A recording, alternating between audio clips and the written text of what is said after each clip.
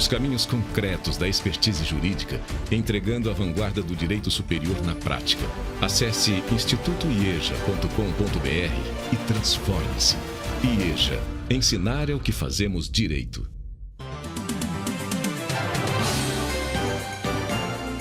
Olá, sejam bem-vindos ao primeiro episódio do Digitalks, uma iniciativa do Instituto de Estudos Jurídicos Aplicados, o IEJA, dirigido e presidido pela doutora Fabiana Oliveira, e aqui com a coordenação minha, Fabrício da Mota, e de Marcos Ottoni. É um prazer tê-los aqui no nosso primeiro episódio, tratando de um tema extremamente atual, inteligência artificial e o futuro da medicina. Temos hoje aqui convidados especialíssimos que vão compartilhar conosco um pouco de sua experiência no mercado e também trazer reflexões fundamentais para a evolução desse cenário no Brasil, acompanhando sempre o mercado a partir de perspectivas internacionais.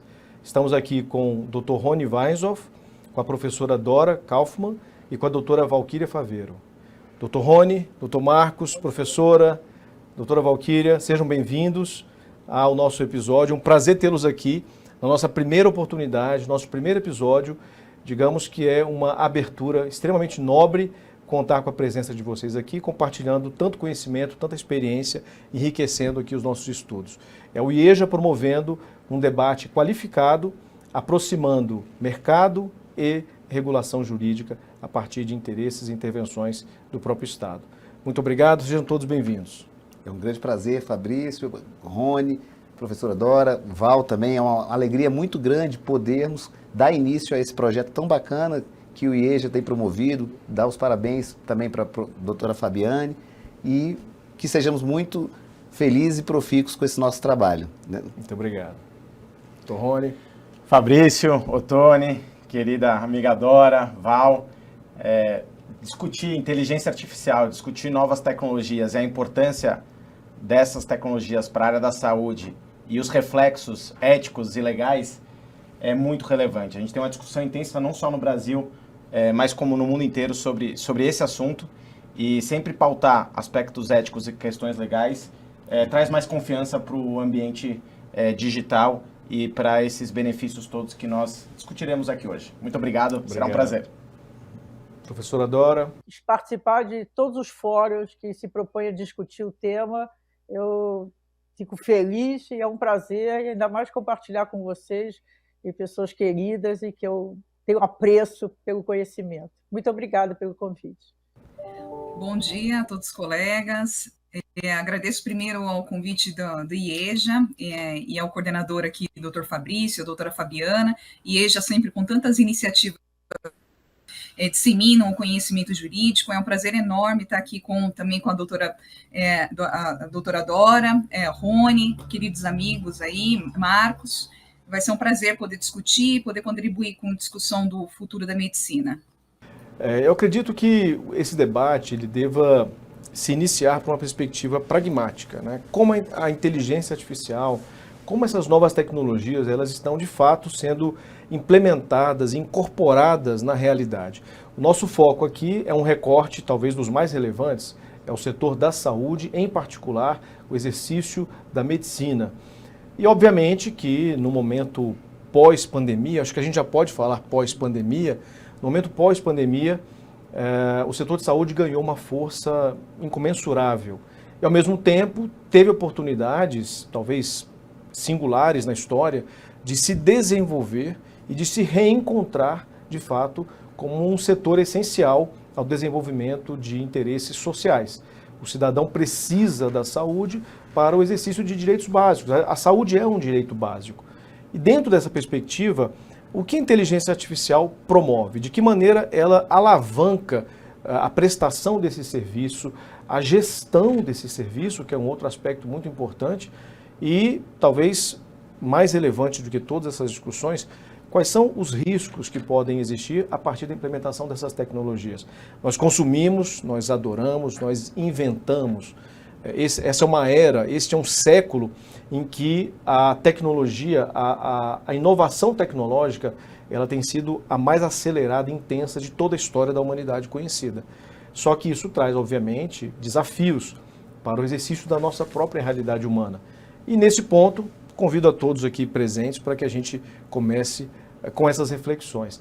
Eu queria sugerir e provocar a Valquíria para que ela compartilhasse um pouco o que ela tem observado no mercado, o setor da saúde, de que maneira ele tem sido impactado, como que a tecnologia está sendo implementada e quais são as maravilhas, porque sim, são maravilhas tecnológicas que têm sido aplicadas nesse setor, sobretudo agora, nesse momento pós-pandemia. E Fabrício, só uma parte que vale a pena reforçar, que a medicina diagnóstica dentro do setor de saúde é uma especialidade, um ramo que promove um desenvolvimento muito grande, uma obtenção muito intensa de dados, então ela tem um protagonismo substancial e é por isso que é muito importante a gente bater esse papo com a Valquíria, que está na linha de frente realmente nesse ramo da medicina e que de fato vai poder nos trazer o que está acontecendo de fato no nosso dia a dia, tão importante, né, Val?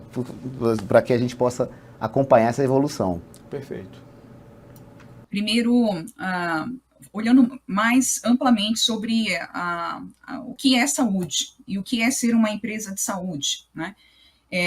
A resposta mais simplória a essa primeira colocação seria pensar nos agentes econômicos que hoje atuam na cadeia da saúde, sejam operadoras, sejam a indústria, né, fármaco e que produz dispositivos, seja na cadeia assistencial, da qual eu represento, que é a medicina diagnóstica, a cadeia hospitalar, ou seja, através dos médicos mesmo, das clínicas e consultórios que atendem o paciente lá na ponta, né?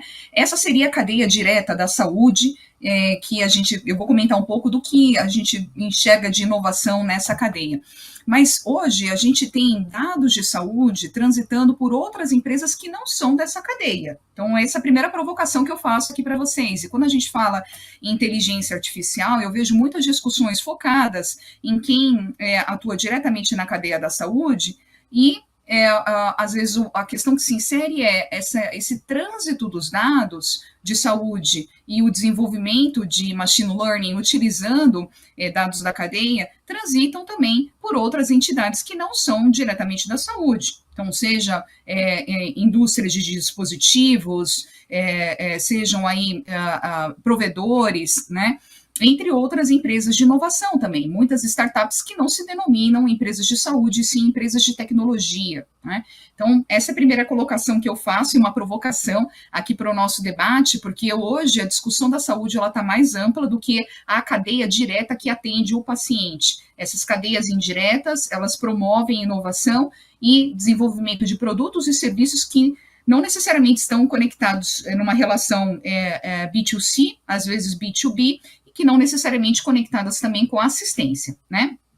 Falando um pouquinho sobre a cadeia da saúde, sem dúvida, a cadeia da saúde ela foi impulsionada nesse período da pandemia por uma série de inovações, mas essa inovação ela já vinha decorrendo da própria revolução 4.0, né? Na medida que a gente teve digitalização de processos de desenvolvimento de novas tecnologias, isso possibilitou um avanço cada vez maior de desenvolvimento de inteligências artificiais que apoiem, por exemplo, no diagnóstico, como foi aqui colocado pelo Marcos inicialmente. Sem dúvida, o desenvolvimento de algoritmos que apoiem um médico na tomada de decisão, na identificação de um diagnóstico mais preciso ou que traga mais insumos para a tomada de decisão clínica é um ganho para a sociedade, porque justamente esse médico ele vai ter mais precisão nesse diagnóstico e na tomada de decisão da conduta clínica, né? Então, esse tem sido aí um foco imediato que eu tenho visto com maior frequência no mercado, aonde as empresas têm desenvolvido tecnologias na cadeia da assistência focadas com esse diagnóstico mais preciso, né? Mas, olhando a cadeia de uma forma mais ampla, quais outros tipos de uso de inteligência artificial existem, né, e que a gente pode trazer aqui para o debate? Inteligência artificial relacionada a dispositivos médicos, que coletam dados de pessoas e que dali indicam, por exemplo, uma hora adequada para tomar um determinado medicamento, ou que sugerem um progresso de um diagnóstico para um determinado paciente, uma propensão para um desenvolvimento de doença, entre outros. Também o uso de inteligência artificial facilitando o gerenciamento de uma carteira e sinistralidade, né, por parte de uma operadora, por exemplo, que pode atuar num atendimento primário ou com uma coordenação de cuidado, numa assistência daquela carteira, visando mitigar eventuais desfechos negativos que possam ter naquelas vidas gerenciadas, né?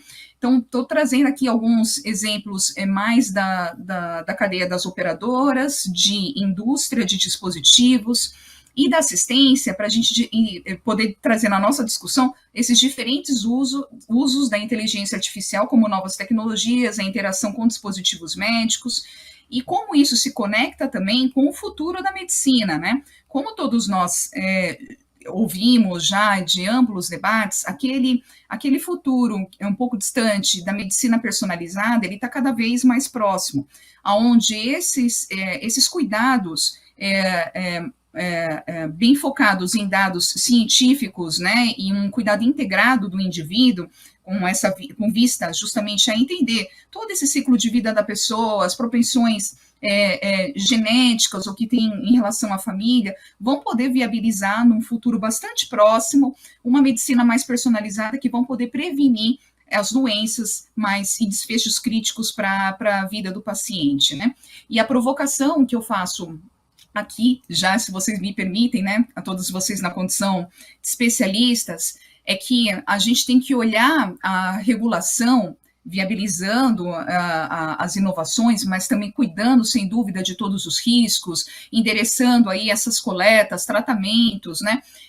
Mas principalmente diferenciando o que é um tratamento que foca na assistência ao paciente e um cuidado direto que leva benefícios ao paciente, daquele que é comercial, né? Então, é uma primeira discussão e debate que eu trago aqui para vocês, para a gente iniciar a discussão. Muito bacana, Val, e a gente consegue perceber que, de fato, já é uma realidade essa integração das novas tecnologias e da inteligência artificial no nosso dia a dia, né? Na medicina diagnóstica, isso é muito mais presente. Professora Dora, aproveitando, então, até esse início apresentado pela Valquíria, e o que a senhora, enquanto acadêmica, estudiosa do tema, avalia, como a senhora avalia essa entrada, esse movimento, especialmente dentro do setor de saúde? Primeiro, eu acho que vale a pena a gente situar que tem um processo muito intenso, né, de transformação em todos os setores, inclusive na medicina, por conta de um conjunto, de uma convergência de tecnologias digitais, né? Então, hoje, o acesso à medicina, a relação médico-paciente, a relação com a doença, está toda ela permeada, ou mediada, melhor dizendo, de várias tecnologias digitais, não é só a inteligência artificial, né? Então, nós temos uma transformação, de uma certa forma, disruptiva, mais ampla. E a inteligência artificial tem um papel central, né? Ela, tudo indica que vai ser a tecnologia de propósito geral do século XXI, então ela tem um papel, ela permeia esse processo disruptivo. O que está acontecendo, em geral, não só na saúde, o crescente protagonismo da IA está dividindo a sociedade, por um lado, um certo encantamento com os extraordinários benefícios, e, por outro, críticas contundentes pelos potenciais danos, né? Eu acho, do meu ponto de vista, e principalmente porque eu sou uma pesquisadora da área, que o sensato é você tentar maximizar os benefícios e buscar mitigar os danos, né? Agora, nós temos questões assim, muito concretas nesse processo, né, de incorporar o que se chama a AI for Good, ou inteligência artificial a favor da sociedade, protegendo o usuário dessas tecnologias. Primeiro, é uma simetria entre o usuário gestor, aí nesse caso seria o usuário da área de saúde, quem toma a decisão de utilizar, de aderir a um sistema de inteligência artificial, e quem interage com ele, né? Então, vamos chamar do usuário da saúde. Então, existe uma assimetria entre esse usuário da saúde e o desenvolvedor de tecnologia. Isso é um problema, porque isso dificulta o uso, né, a adesão por essas tecnologias dos profissionais de saúde, porque você imagina a situação do médico, ele vai recomendar um diagnóstico ou um procedimento automatizado que foi gerado por um sistema de inteligência artificial do qual ele não sabe explicar como é que o sistema chegou àquela situação. E na relação entre médico e paciente, isso é fundamental, né? O paciente tem direito de saber, de receber uma explicação, né? Então, essa assimetria eu vejo como um problema assim, difícil de enfrentamento, porque requer que os usuários gestores adquiram conhecimento, né, do funcionamento e da lógica, da natureza dessa tecnologia. Na verdade, também, quando a gente está falando de inteligência artificial, nós estamos falando especificamente de uma técnica que chama redes de neurais profundas, ou Deep Learning em inglês, que é uma técnica de aprendizado de máquina, onde a máquina, os algoritmos desse sistema estabelecem as correlações em grandes bancos de dados e, a partir daí, identificam padrões e geram expectativas, né? Geram o que pode acontecer em um determinado evento. A lógica não é muito distante da lógica do médico. Pensar como é que o médico...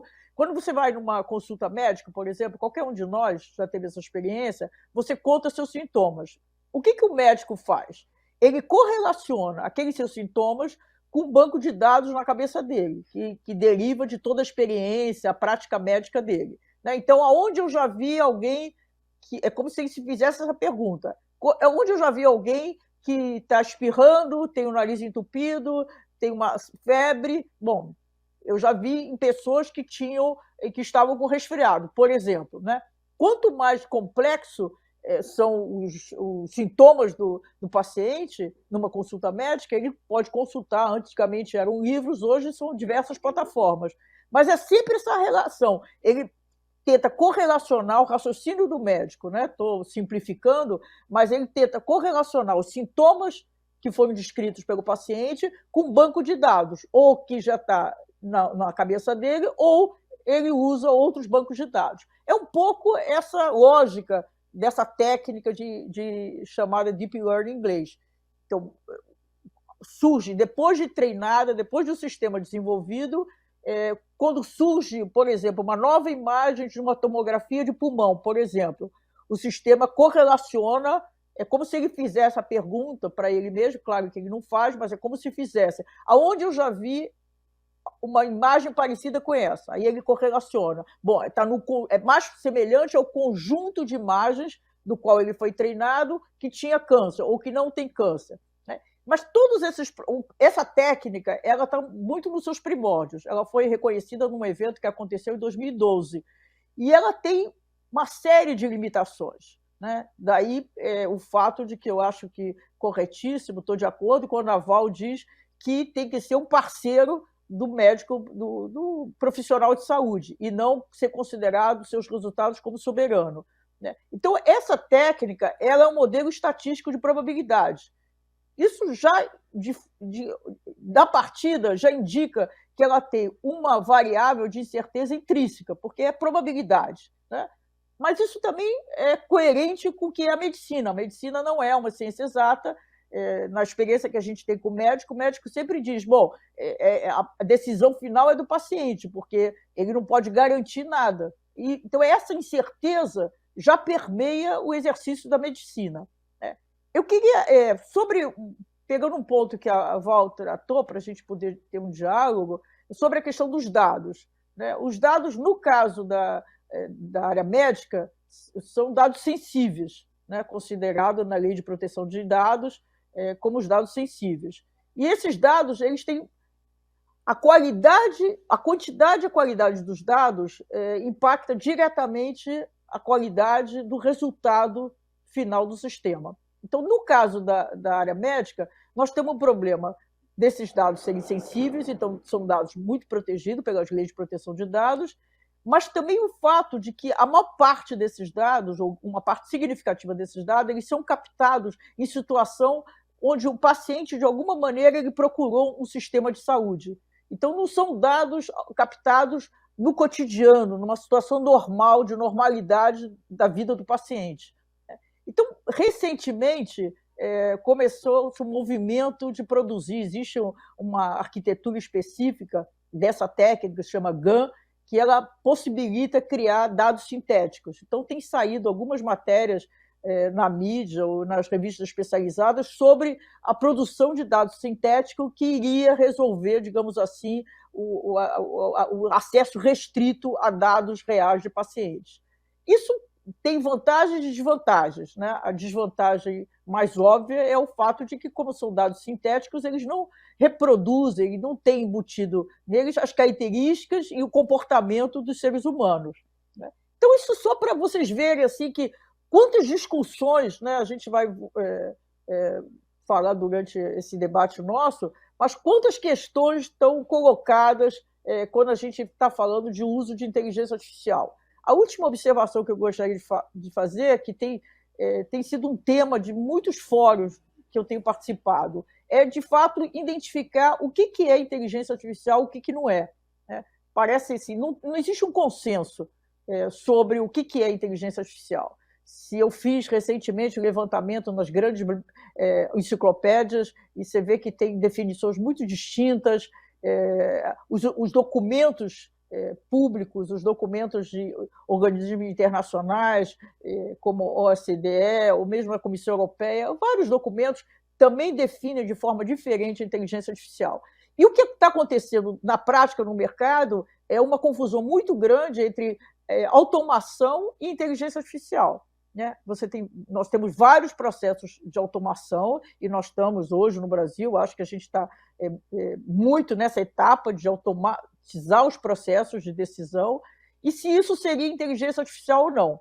Eu, muito recentemente, eu estou tendendo, né, não tenho compromisso, posso mudar de ideia depois, mas eu estou tendendo a considerar que todos os sistemas que tomam decisão seriam inteligência artificial. Por quê? Porque, ao tomar decisão, eles estão substituindo uma característica assim, intrínseca e muito forte da natureza humana, que é tomar decisão, né? Então, como isso está ligado, essa tomada de decisão está ligado diretamente à inteligência, a conhecimento.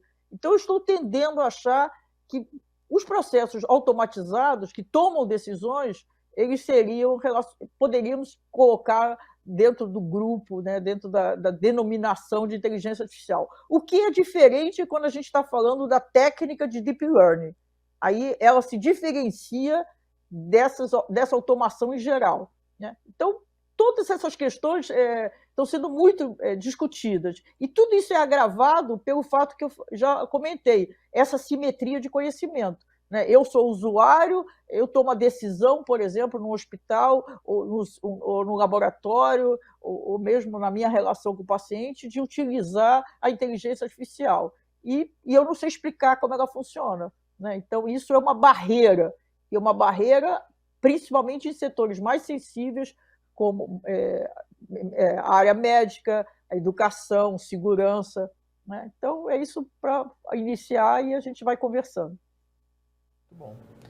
Excelente, professora. Provocações aí bem interessantes, e eu convido agora o Rony para, enfim, nos brindar com o seu conhecimento. O que você acha? Fabrício, depois de ouvir a Val e a professora Dora, começam a soltar tantas questões aqui que é difícil ser conciso aqui no debate. Mas assim, primeiro a gente está falando aqui praticamente de uma revolução digital e que traz uma medicina cada vez mais eficaz, uma medicina que ela pode ser preventiva e uma medicina aí que pode ser customizada de acordo com os anseios e necessidades de cada paciente, né? E aqui tem um critério muito relevante quando a gente fala de medicina diagnóstica, né?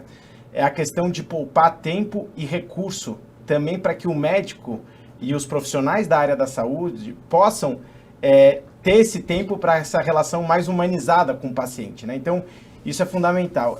Dito isso, acho que é importante pegar um ponto que ambas comentaram aqui, sobre a questão que é um dos princípios até legais que está embutido na LGPD e nas principais normas, de uma forma geral, que permeiam temas de tecnologia, que é a transparência. E a professora Dora comentou um pouquinho da transparência.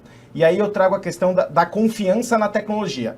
É necessário ter transparência para se confiar na tecnologia. E a transparência em todos os sentidos, né? Porque um médico, ele dificilmente vai ali confiar naquela tecnologia se ele não souber efetivamente como que aqueles resultados probabilísticos, como a professora Dora comentou, estão sendo trazidos para ele. Assim como um juiz na esfera jurídica, ele não vai confiar numa inteligência artificial que reúne grandes quantidades de casos correlatos e levam para ele aquilo já compilado. Ele não vai confiar naquilo se ele não souber efetivamente como que aquilo chegou até ele, né? Então é um tipo de transparência diferente, talvez, que se tenha numa transparência em relação ao titular do dado, ou no caso da saúde, ao paciente especificamente, que precisa entender a importância do uso da inteligência artificial para gerar todos esses benefícios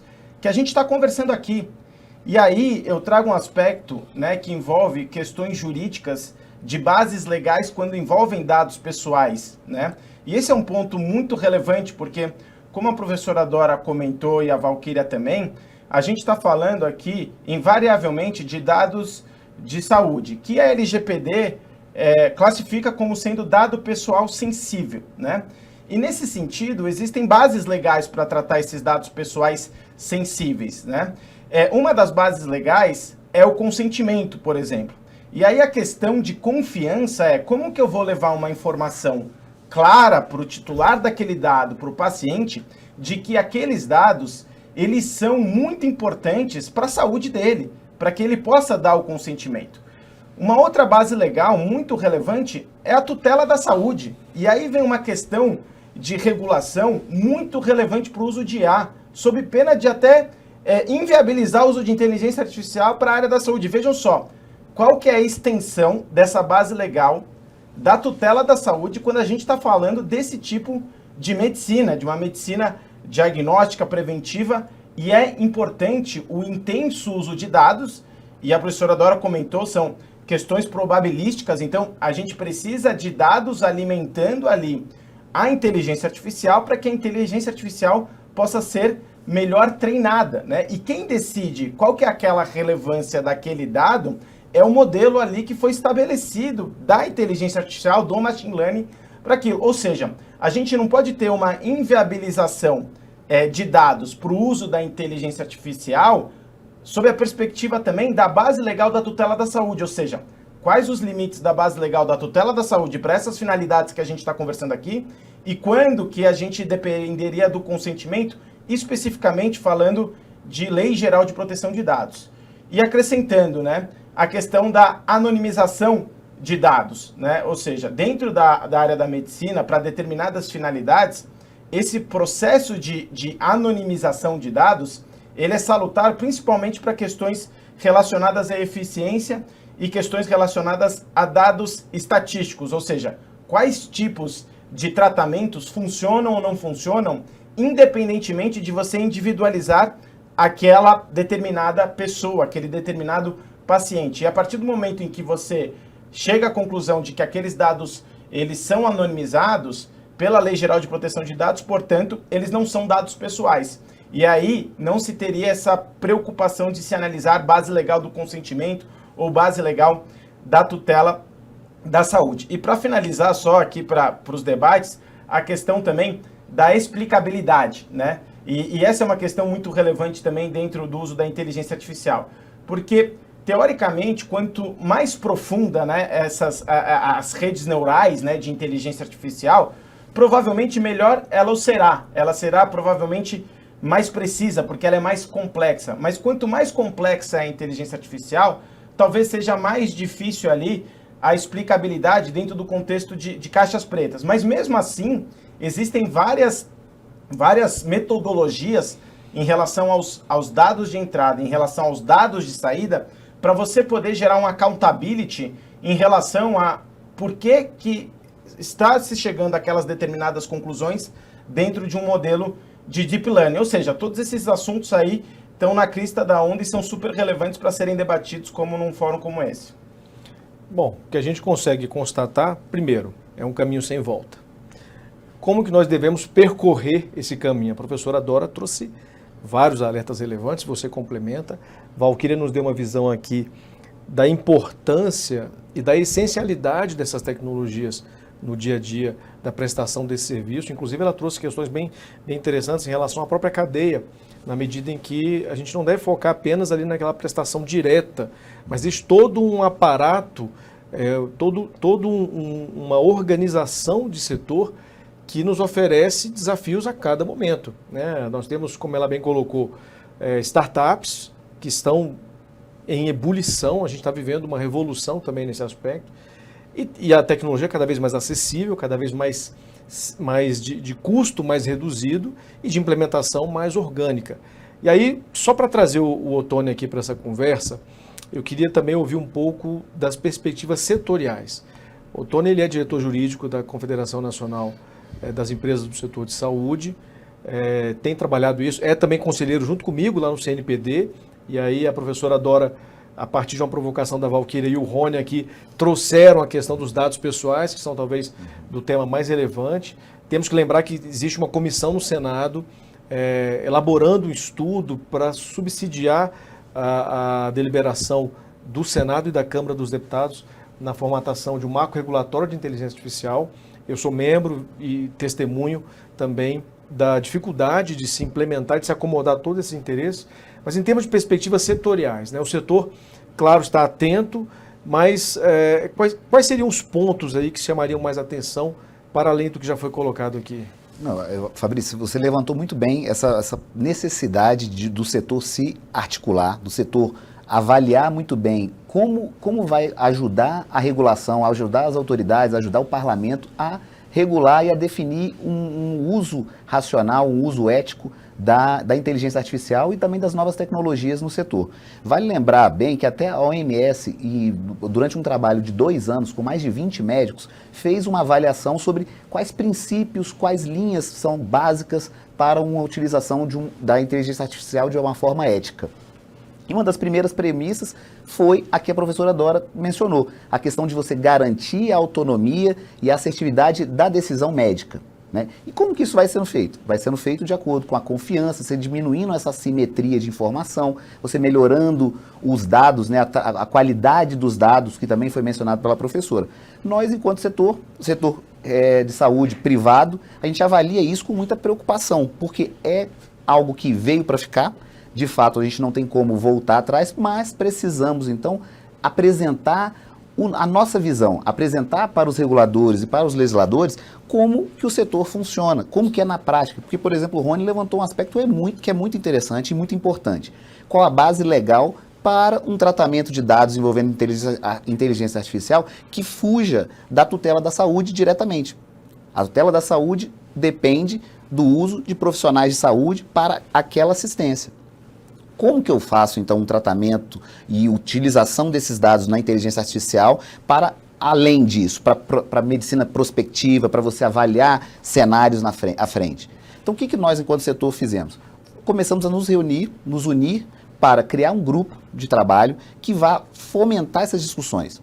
A gente discute, vai debater. Nesse grupo, a gente tem, inclusive, tanto operadoras, prestadores, distribuidores de materiais e equipamentos médicos, para que a gente possa discutir e nos tornar um interlocutor qualificado junto às autoridades, para que a gente possa mostrar, olha, na prática, o que nós vivenciamos é isso, o que nós temos de desafios são esses, são desafios que são tremendos, a professora bem levantou, outras questões que envolvem essa questão, a aplicação da inteligência. Então, o que a gente precisa é que o setor se manifeste de forma ativa, de forma prospectiva, para que as autoridades possam, de fato, tomar uma decisão mais clara. Então, foi criado um fórum permanente do setor de saúde envolvendo privacidade e proteção de dados, e nele a gente vai discutir não só a questão da inteligência artificial, mas também compartilhamento de dados, porque aí sim você vai também fomentar a ciência médica, fomentar o setor diante de um compartilhamento de dados racional, que proteja, de fato, os interesses do titular. Vamos discutir as novas tecnologias que estão entrando também, inteligência das coisas, os wearables, e uma série de novos desafios legislativos e regulatórios, como o Open Health, por exemplo. Então, a ideia é que nós façamos essa discussão de uma forma técnica e qualificada e que possamos subsidiar os tomadores de decisão. desafios são tremendos. Você falou bem, Fabrício, que não tem como a gente voltar atrás. Rony bem levantou algumas questões práticas que vão envolver isso.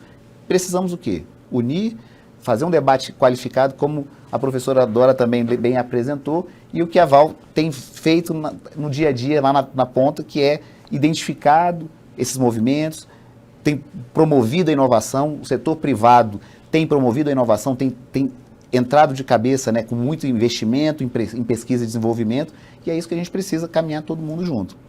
Eu vejo que talvez o maior desafio seja o de conciliar a edição de regulamentos, de regulação jurídica, com esses interesses, não só os interesses privados do setor, mas também especialmente do cidadão. Porque eu vejo, e aí eu devolvo aqui a Valquíria e a professora Dora para que elas façam alguns comentários, os riscos de uma regulação mal feita, por exemplo, de uma regulação desequilibrada, uma regulação que eventualmente possa, e isso em muitos aspectos é uma opção legislativa, né, uma opção do legislador. O legislador estabelece ali um cálculo político de interesses dessa miríade fantástica que é a sociedade brasileira, e ele promove a sua proposta.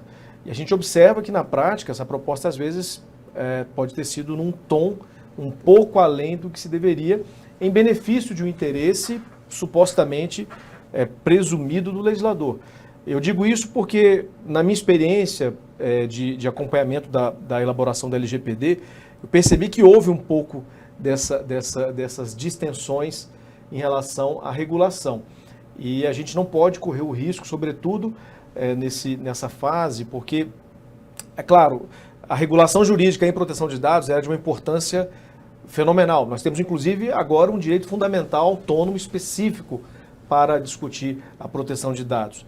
Mas a tecnologia, ela costuma avançar de uma forma que o regulador não consegue, muitas vezes, conter. Então, se não houver equilíbrio, você tem talvez desestímulos, até mesmo a aderência legislativa. Isso promove uma cisão de capacidades e riscos para o cidadão, porque você tem ali, eventualmente, práticas que vão a todo momento testar a capacidade do regulador de fiscalizar. Fabrício, eu estou me coçando aqui, mas antes vamos ouvir a Dora e a Val, depois eu comento um pouco sobre essa perspectiva. E aí eu só coloco para você, Val, um pouco dessa provocação, e a professora Dora também, qual seria o encaminhamento que a gente poderia ter em relação a essa proposta regulatória de inteligência artificial, ou se eventualmente não houver, porque a gente tem que lembrar que o legislador pode optar por não haver. Nós avançamos no processo legislativo, o assunto está no Senado, existe uma comissão de juristas, mas sempre é possível que o assunto não avance nunca mais. Ou seja, a opção do legislador seja não regular o assunto e deixar para que a legislação atual e as interpretações constitucionais acomodem essa questão, como está acontecendo com fake news, né? Fake news também houve um intuito de avançar, parou e agora estamos num momento em que não há regulação legislativa, mas há atuação judicial. Então, enfim, quais são aí os riscos desse cenário de incertezas aí? Tá joia. Bom, primeiro, essa dificuldade em regular a tecnologia, o mundo inteiro discute, né, e precisa regular, e segundo, qual o tipo de regulação que poderia ser feita e que não né, ou que não se perca já pelo próprio desenvolvimento rápido da tecnologia, né, e aqui, ao meu ver, Fabrício, te respondendo já a essa questão do marco geral de inteligência artificial, eu acho que é necessário, sim, a gente trazer esse tema a debate e discutir uma regulação, ainda que seja preliminar, uma regulação mais aberta, principiológica, mas que já traga balizas que sejam necessárias a gente já compor na sociedade, né? Mas que um ponto super interessante que você trouxe na sua fala, né, é que quando a gente trata de tecnologia, a gente tem outros riscos que não são diretamente só relacionados à questão da Lei Geral de Proteção de Dados Pessoais e que são tratados por outros stakeholders, outras agências, né? Então, por exemplo, na área da saúde, a própria Anvisa já emitiu uma norma esse ano, a RDC 657, que foi uma extensa discussão no mercado e que equipara softwares a dispositivos médicos. Então, em determinadas situações, quando os softwares, os sistemas, né, eles forem equivalentes ou tiverem uma função equivalente a um dispositivo médico, fica sujeito até a registro preliminar na Anvisa, já buscando essa segurança ao paciente. Então, nós temos aqui um agente econômico que participa da cadeia e que determinou um processo de registro, né? Nós também temos uma participação do Conselho de Medicina, também determinando que softwares médicos também sejam sujeitos a uma submissão no Conselho de Mexe, tem legislações até sobre o nível estadual que determinam isso, né? Então, você vê que há um ânimo por parte de trazer segurança para o mercado por parte de vários agentes, né? Então, trazer essa discussão de como harmonizar esses sistemas dentro desse marco é de suma importância. Mas qual é o papel e responsabilidade quando a gente trata numa norma como essa, que ela é multidisciplinar e que você tem vários agentes participando da mesma cadeia, de que as questões elas funcionem, que você tenha papéis e responsabilidades determinados, para que nem todos esses entes atuem ao mesmo tempo, determinando, no exemplo que eu dei, registros em paralelos que acabam estando ou paralisando, atrasando aí a inovação, ou fiscalizações ao mesmo tempo. Ou o contrário, né, uma inação do entendimento de que cabe ao outro não fiscalizar.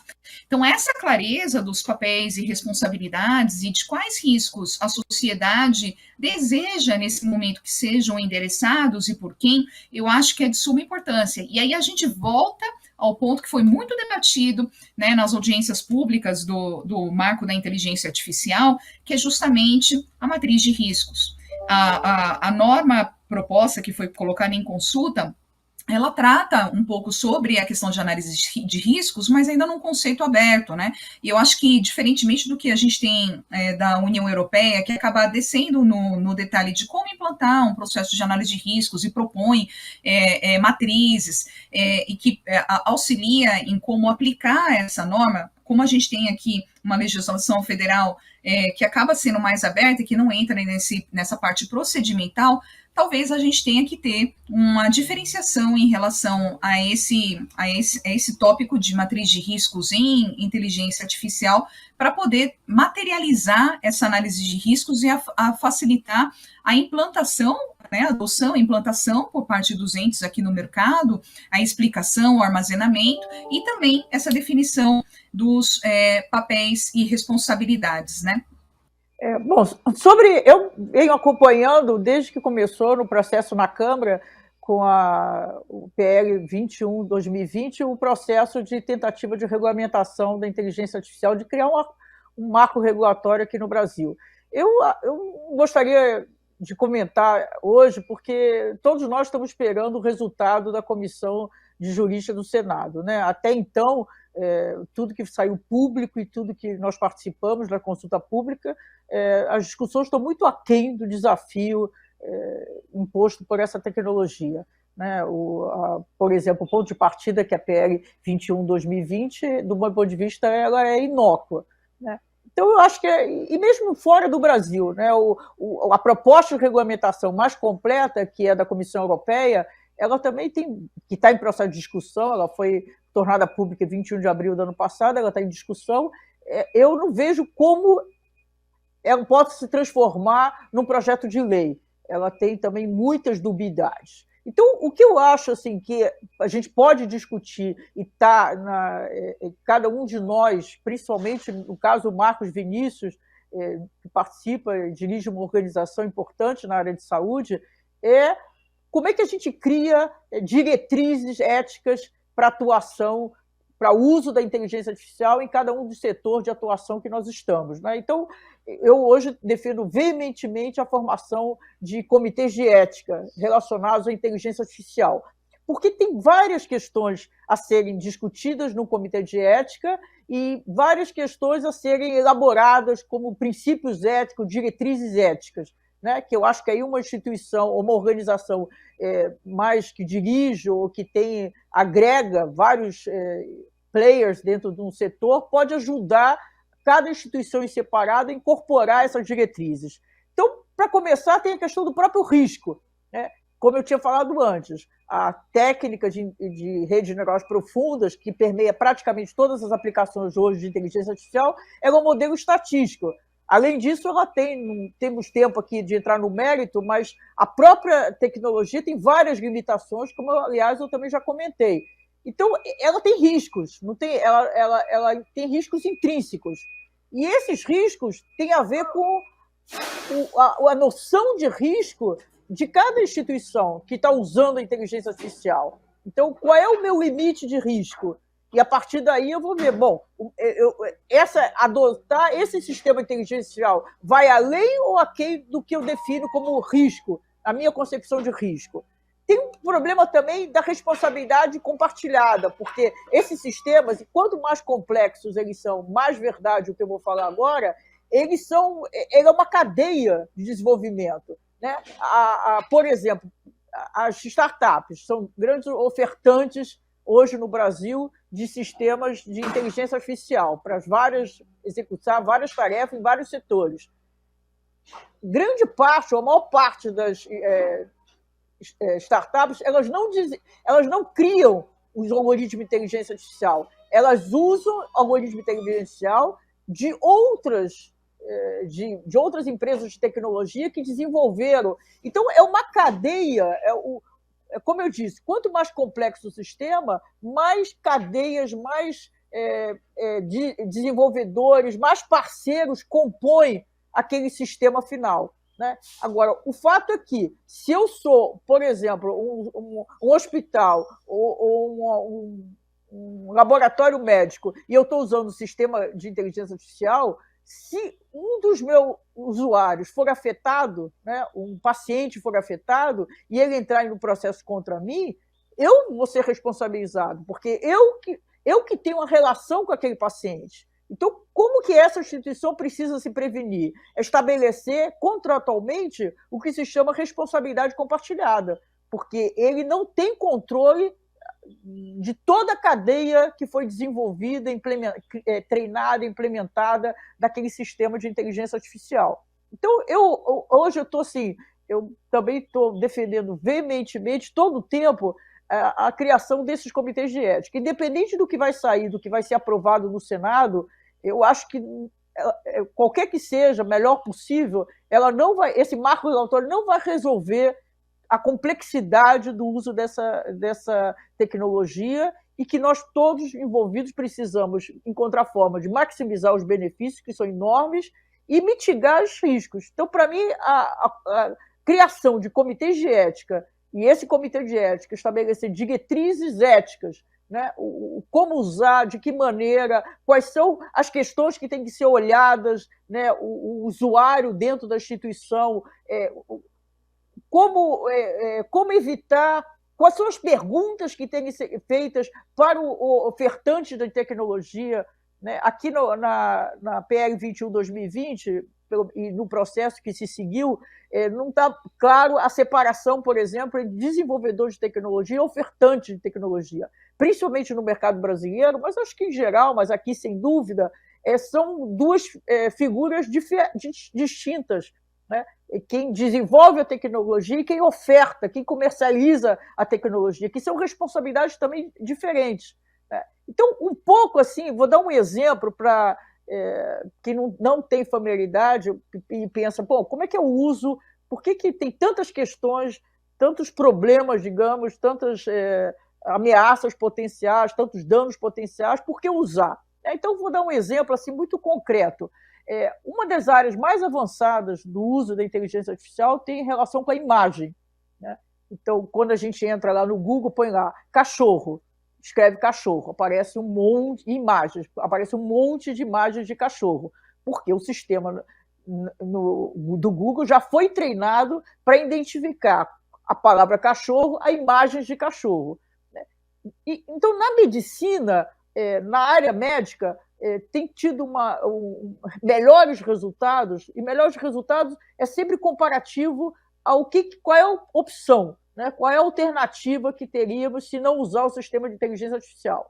Então, vis-à-vis essas alternativas, tem tido melhores resultados na área em diagnóstico que depende de imagem. Então, por exemplo, radiologia, patologia, dermatologia. Então, aonde que entra a vantagem, nesse caso específico, de uso de imagem, de interpretação de imagem, usando inteligência artificial? Quando estamos falando da dimensionalidade, né? Quando eu estou falando, por exemplo, aqui, na minha face, a identificação do meu rosto, nós não estamos falando apenas do nariz, da bochecha, do queixo, do olho, né? Estamos falando dos pixels dessa imagem.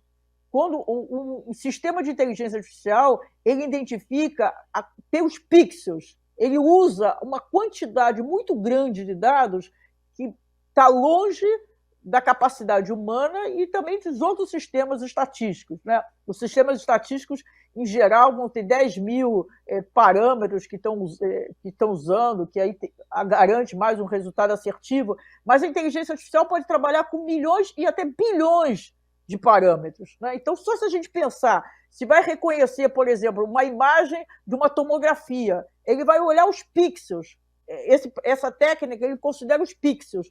Então, como ele considera um número, voltando àquele raciocínio do médico que eu falei anteriormente, se o médico estabelece entre os sintomas, ele faz uma correlação com os dados que ele tem ou que ele acessa, quanto mais dados, em geral, aumenta a chance de uma decisão assertiva.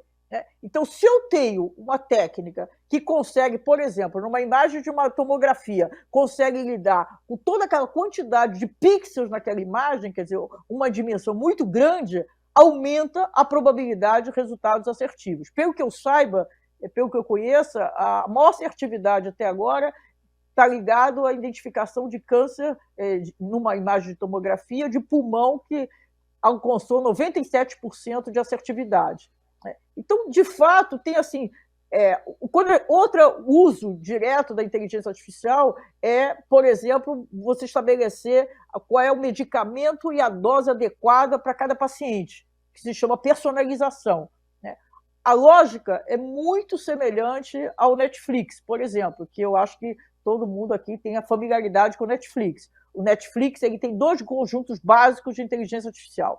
Um, ele classifica o portfólio de filmes e séries, e outro, ele classifica os usuários por perfil, criando clusters, né?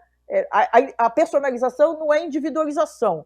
Ele não me classifica Dora Kaufmann, ele me coloca num cluster de assinantes do Netflix com perfil semelhante.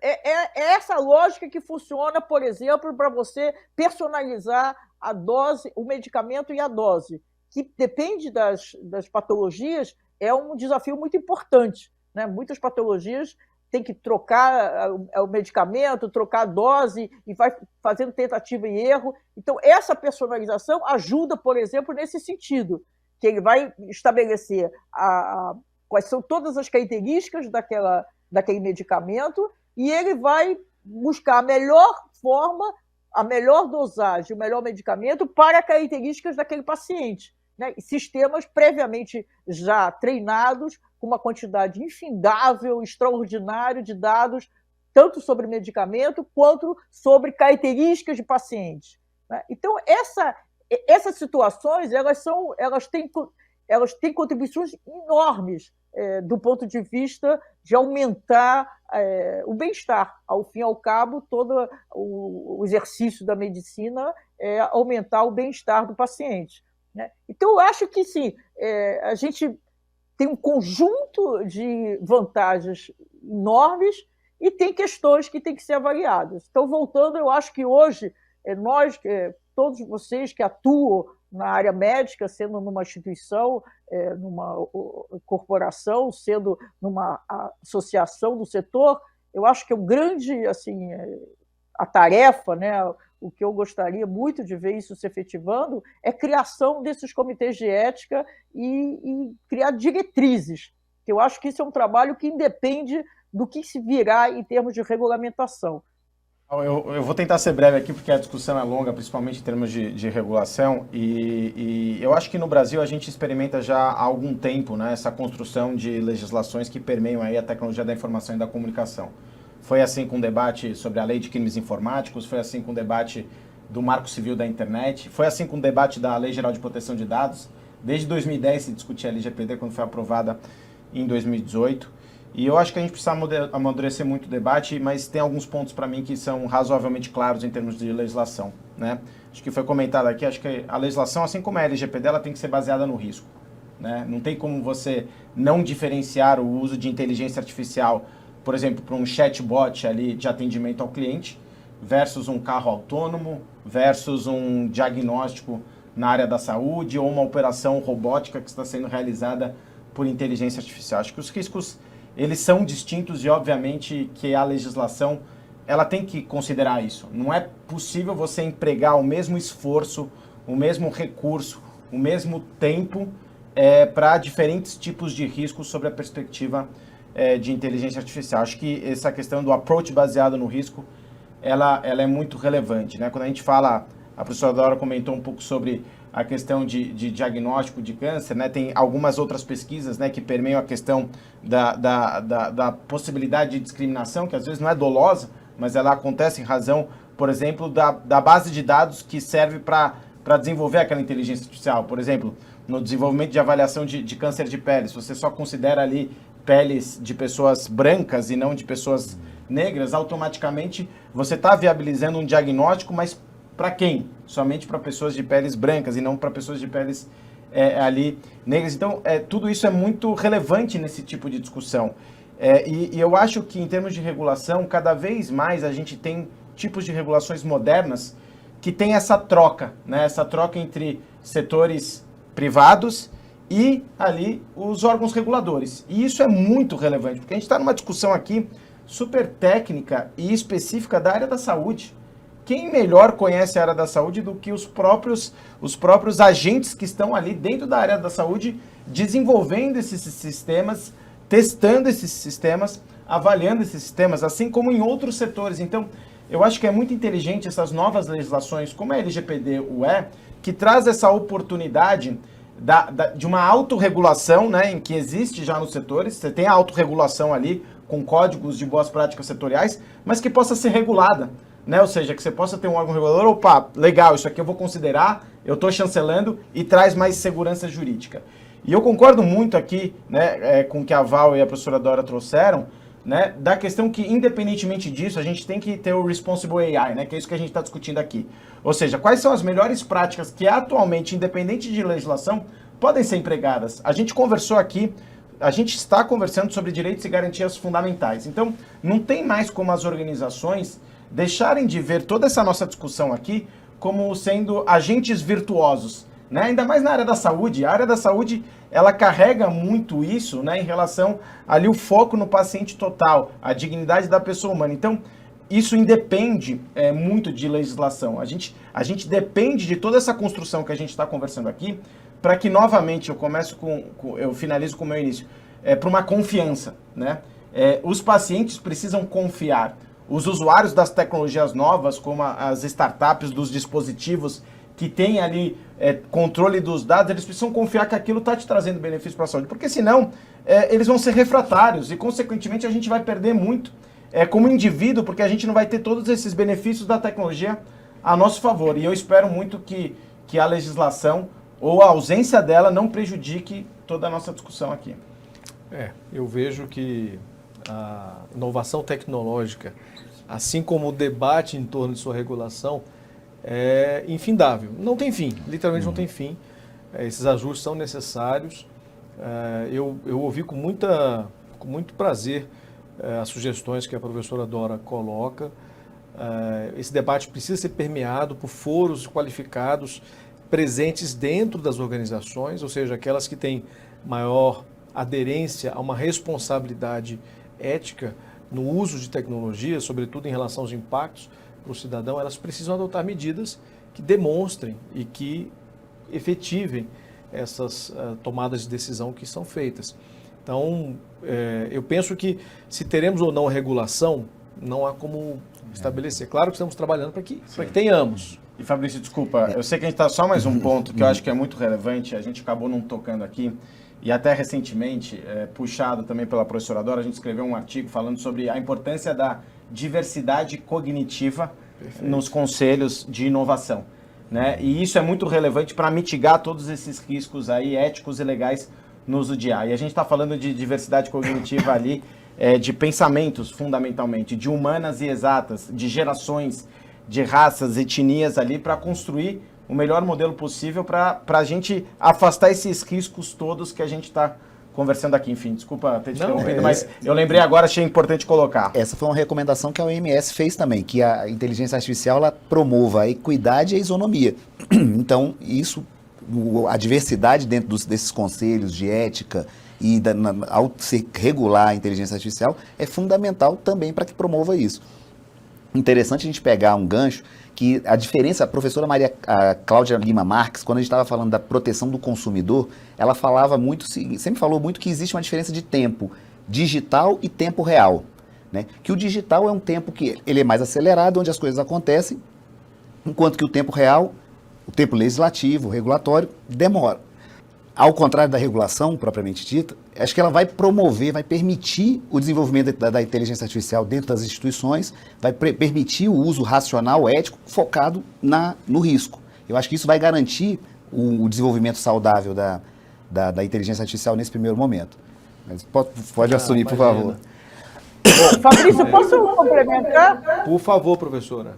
Por favor. Então, porque justamente o Rony falou, é o que eu ia comentar. Nós publicamos agora, no final de setembro, no Valor Econômico, o Rony e eu, um artigo sobre essa questão dos conselhos e da diversidade, né? Então, o tema da diversidade em conselhos não é novo, e eu estou absolutamente a favor, a diversidade de etnia, de gênero, mas o que a gente levanta, como o Rony já falou, queria só explorar um pouco mais, é a questão da diversidade cognitiva. Entregando a vanguarda do A direito inteligência superior na artificial prática. é uma tecnologia Acesse multidisciplinar. institutoieja.com.br Ela é complexa, e transforme-se. então, para IEJA, entendê-la, ensinar é é o que complexa do fazemos ponto de direito. vista da técnica, da própria técnica, e é complexa do ponto de vista dos seus efeitos. Quando a gente está usando inteligência artificial, nós estamos aplicando inteligência artificial, nós estamos, no mínimo, envolvendo dois domínios. O domínio da inteligência artificial, que é o domínio da tecnologia, da técnica, e um domínio onde ela está sendo aplicada, né? Então, por isso ela é muito complexa, porque quando eu aplico as questões envolvidas, quando aplico a inteligência artificial na saúde, no entretenimento, na segurança, na educação, na comunicação, em suma, cada um desses domínios, o efeito ou as questões éticas envolvidas são muito distintas. Então, o que a gente defendeu nesse artigo é essa diversidade cognitiva. Então, os conselhos, esses conselhos que a gente está defendendo, o Conselho de Ética em Inteligência Artificial, para mim, para eles serem eficientes, necessariamente eles têm que agregar profissionais da tecnologia, evidente, profissionais daquela área, né? Se for um conselho de ética, área da medicina, área de saúde, profissionais da área de saúde, mas também profissionais da área de ciências sociais, advogados, eticistas, que se chamam especialistas nas questões éticas, em suma, um conjunto diversificado. Quanto mais diversificado, melhor para os resultados, porque são olhares complementares sobre os efeitos, potenciais efeitos daquela tecnologia, que tem éticos e também tem sociais, né? A gente não abordou aqui, mas tem um impacto no trabalho muito grande. Tem um impacto que ele desloca a automação inteligente, que expande a automação já em processo já antigo, a automação programada, ele substitui funções realizadas tradicionalmente por profissionais humanos, então isso é um problema, o deslocamento, mas ele tem uma outra questão que é muito pouco conversada e que, para mim, ela é absolutamente relevante, que é a inéditas interfaces entre máquina e humano, né? Então, se a gente pegar qualquer que seja o exercício profissional, qualquer que seja a função, tem uma mudança significativa nessa interface homem-máquina, né? Então, isso requer uma requalificação profissional, que aí a gente entra numa outra discussão, mas só queria deixar aqui, não são só questões éticas, tem questões sociais, principalmente no impacto no trabalho, também muito importante para as corporações levarem em conta, considerarem, por exemplo, num comitê de ética desse tipo, como nós estamos propondo. Obrigada, Fabrício. Esse tipo de debate, ele estimula exatamente a compreensão sobre a importância dessas medidas para a implementação, sobretudo, daquilo que não tem regulação específica, ou seja, enquanto a regulação não vem, ou se ela jamais virá, o que podemos fazer para mitigar as consequências, porque a tecnologia, como eu falei, ela vem, ela é adotada e somente aí a gente percebe as suas consequências. Isso é histórico, a humanidade sempre fez dessa forma. Há uma solução tecnológica, a gente fala tecnologia digital, mas não é só isso, né? Tecnologias de outras naturezas também são implementadas a todo momento. Só que evidentemente que essa era é a era informacional, é a era e justamente que impacta os direitos informacionais. E nós temos que estar repetidamente refletindo sobre isso. Bom, o nosso tempo já chegou ao fim, na verdade até ultrapassamos. Tenho certeza que se deixássemos, falaríamos até não mais poder. Eu queria agradecer então aqui ao Rony, à professora Dora, à Valquíria, pela gentileza de ter aceitado o nosso convite. Marcos, muito obrigado aí pela parceria nesse projeto. O Digitalks é uma iniciativa que visa justamente trazer pessoas extremamente qualificadas, pensadores renomados, que possam agregar ao debate e fomentar essa discussão, porque talvez o que a gente precise agora é um pouco mais de debate, né? Da discussão nasce a luz e é de luz que nós precisamos nesse momento no nosso país. Então, muito obrigado, professora, obrigado, Valquíria, obrigado, Rony, Marcos, e se tudo der certo, voltaremos com esse debate, porque ele é apenas o início de uma jornada, teremos aí vários outros capítulos pela frente. Muito obrigado, Valquíria, professora, obrigado. Eu queria só fazer uma última menção, né, que por toda essa discussão que foi colocada aqui, riquíssima, né, agradecendo a todos os colegas, a lição do professor Luciano Floridi, quando ele traz o mapa normativo da inovação, e ele trata de regulação, governança e ética, e traz os conceitos de hard ethics e soft ethics, né, eu queria só chamar a atenção para um último ponto, que quando ele traz o conceito de soft ethics, que é o espaço que a sociedade tem para interpretar a norma e trazer esses conjuntos de valores sociais na interpretação da norma e na aplicação da norma, né, relacionada à tecnologia, ele fala sobre a centralidade do ser humano, dos valores, dos direitos humanos, né? E eu acho que aqui o que a gente pode enriquecer esse tema, esse debate, é justamente trazer os direitos humanos para o centro do mapa decisório, né? Então, minha última contribuição aqui é agradecendo demais pelo convite. Eu estou com a Val, o Luciano Floridi é um dos... Bom, ele é um dos maiores produtores de artigos e ele é um filósofo bastante dedicado ao tema da inteligência artificial, uma produção muito grande. E eu acho que essa discussão, na verdade, nós estamos aqui... São vários aspectos, são vários pontos que estão sendo debatidos aqui, né? A gente teria que discutir o que é a técnica, o que são as questões éticas, o que são as questões sociais, qual é o benefício, em suma. Tem tanta... A questão de regulamentação são, na verdade, temas distintos, que cada um deles demandaria um encontro nosso desse, porque eles são muito complexos. Mas eu queria agradecer mais uma vez o convite e a honra de ter compartilhado com vocês aqui. Eu acho que muitas coisas interessantes foram levantadas, pelo menos para a gente pensar mais adiante. Muito obrigada mais uma vez. Acho que é isso, né, Você vai levantando a bola, a gente vai aqui aproveitando o tempo, né? Não tem como. Mas eu estava participando numa discussão de um desses conselhos, né, de inovação outro dia, e a gente estava discutindo, né, budget para a área de capacitação, né, treinamento, e a gente está falando muito aqui dessa intersecção entre a interdisciplinariedade, né, como a professora Dora comentou no artigo que a gente escreveu, e a diversidade cognitiva, ciências e exatas, desculpa, dá para cortar, Pronto, pode humanas e exatas, né, Eu vou contar para a imagem aberta rapidamente aqui, eu continuo, só um minutinho, agora.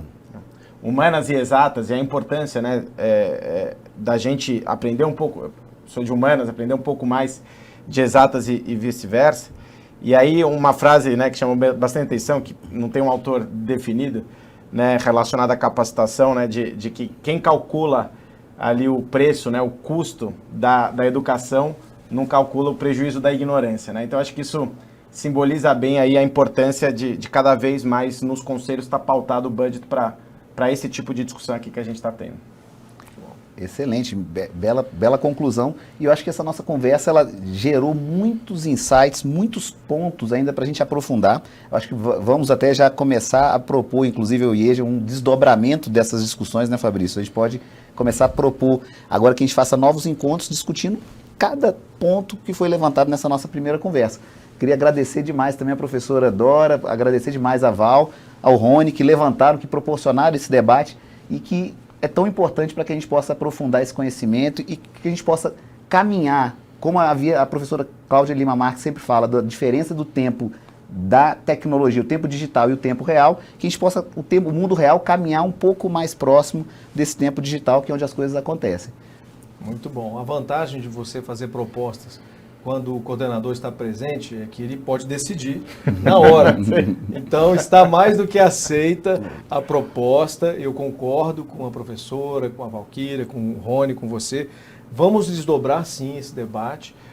Nosso objetivo aqui era conter toda essa discussão num intervalo relativamente curto. Sabemos que não é possível, é complexo demais para... Como a professora mesmo colocou, talvez a legislação que se proponha sequer vai dar conta do recado. E imagine nós aqui num debate de 1 hora, um pouco mais de 1 hora.